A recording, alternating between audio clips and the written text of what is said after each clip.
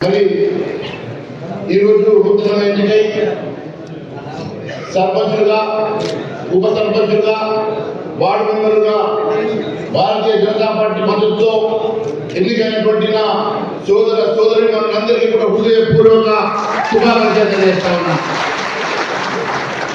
మిత్రులారా, కాషాయాన్ని నమ్ముకొని భారతీయ జనతా పార్టీని నమ్ముకొని భారతీయ జనతా పార్టీ నాయకత్వాన్ని నమ్ముకొని ప్రజలతో మమేకమై ప్రజల విశ్వాసం చొరుకొని ప్రజల్లో ఉండి ప్రజలతో ఎన్నుకోబడ్డ నా భారతీయ జనతా పార్టీ నాయకులందరికీ కూడా పేరు పేరు శుభాకాంక్షలు తెలియజేస్తాను. మరి నిన్న చూస్తే ముఖ్యమంత్రి రేవంత్ రెడ్డి అంటాడు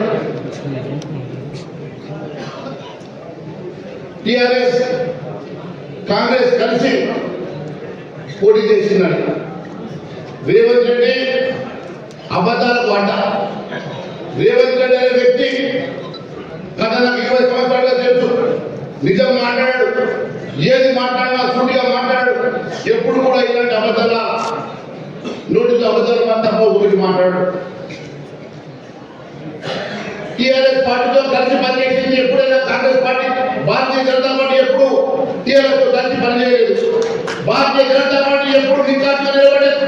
భారతీయ జనతా పార్టీ ఎప్పుడు కూడా ఒంటరిగా పోరాటం చేసింది.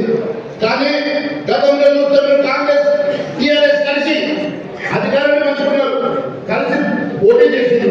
కానీ ఎప్పుడు కూడా భారతీయ జనతా పార్టీ టిఆర్ఎస్ తో కలిసి పనిచేయలేదు. నేను 6 మాత్రమే కూర్చోబెట్టుకొని 66% సర్పంచ్ గెలిచిందని చెప్తా ఉన్నాడు కదా రేవంత్ రెడ్డి. నిజంగా నీకు దమ్ము ధైర్యం ఉంటే, నిజంగా నీకు ప్రజల్లో విశ్వాసం ఉంటే మరి సింబల్ ఉన్నటువంటి ఎంపీటీసీ ఎందుకు పెట్టలేదు? నీకు విశ్వాసం లేదు. ఎందుకంటే 2 సంవత్సరాల్లో ఇచ్చిన మాట నెరవేర్చలేదు. 6 గ్యారెంటీని గాలి వదిలేసినావు.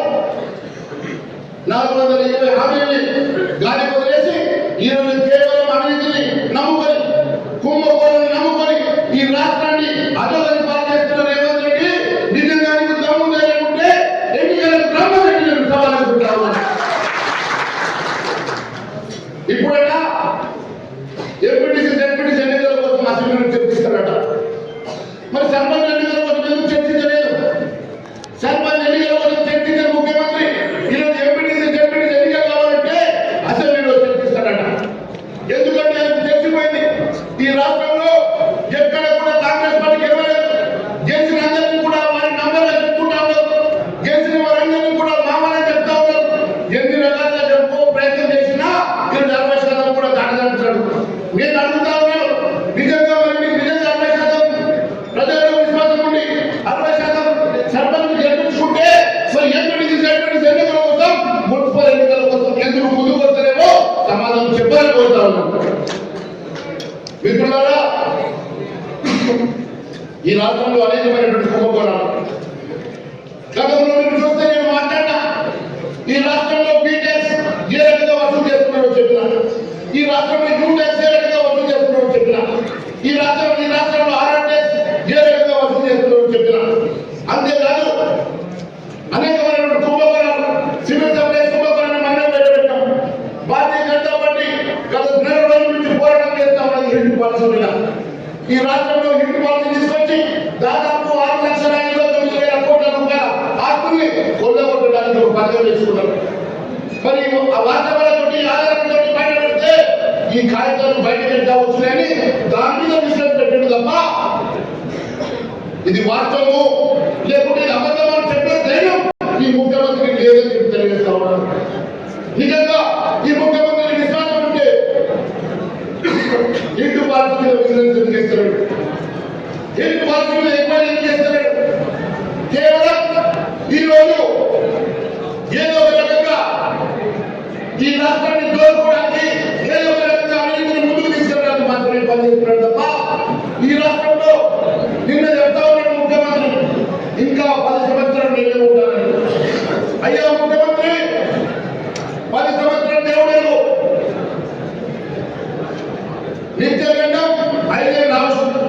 ప్రతిరోజు నీకు గంటనే 5 ఏళ్ళు ఏ రకంగా ముందుకు సాగుతూ వచ్చిన